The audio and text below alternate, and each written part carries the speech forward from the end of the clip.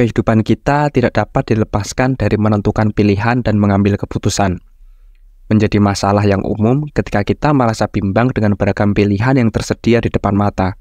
Perasaan takut pada resiko yang menghantui setiap pilihan membuat kita tidak yakin.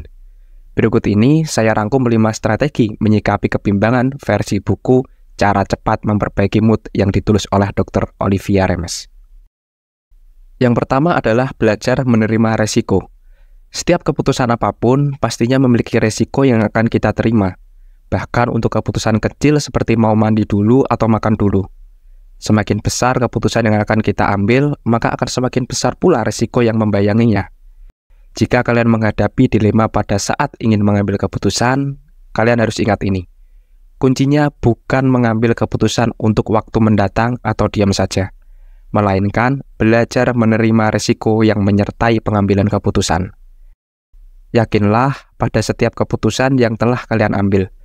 Sering berubah pikiran dan tidak menepati kata-kata sendiri dapat membuat kita tidak lagi percaya pada diri sendiri, membuat kita kehilangan rasa percaya diri bahwa kita akan menindaklanjuti. Itulah sebabnya mengapa dikatakan baik jika kita membuat keputusan dan belajar menerima resiko yang menyertainya.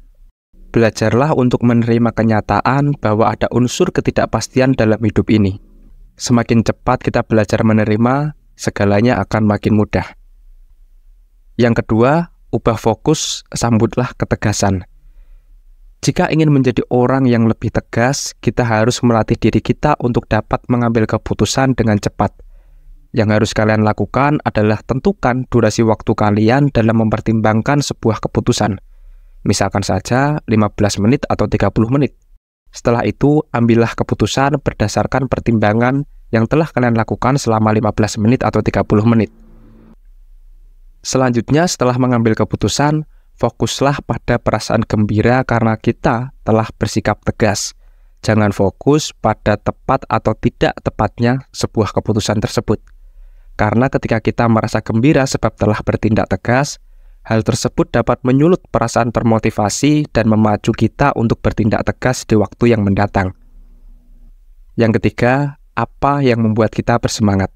Apabila kita mengalami kebimbangan dalam mengambil keputusan tentang apapun itu, coba tanyakan pada hati kalian, apa yang membuat saya bersemangat? Jawaban dari hati kalian akan menjadi petunjuk untuk menentukan keputusan mana yang harus kalian ambil. Dan itu adalah sebuah pilihan yang murni dari dalam hati kalian. Yang keempat, apa yang akan saya lakukan seandainya tahu bahwa saya tidak akan gagal? Jika kalian tidak yakin pada setiap akan mengambil keputusan, entah itu urusan pribadi ataupun pekerjaan, cobalah untuk menjawab pertanyaan tersebut.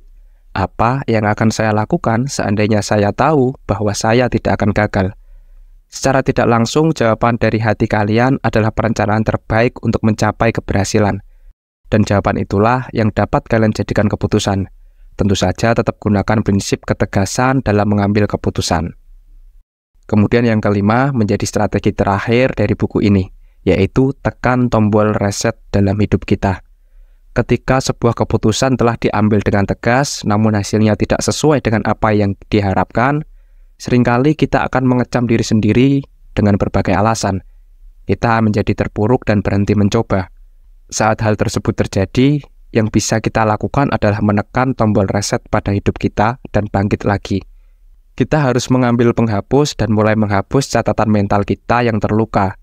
Kita mulai lagi dari hari pertama, hari ini, dan mulai saat ini mengadopsi kebiasaan baru dan perlahan-lahan bangkit. Peluang lain akan datang. Kita akan menemukan cara baru untuk berkembang. Dan itulah 5 strategi menyikapi kebimbangan versi buku Cara Cepat Memperbaiki Mood karya Dr. Olivia Remes. Jika kalian punya cara-cara lain atau strategi lain versi kalian, boleh banget ditulis di kolom komentar.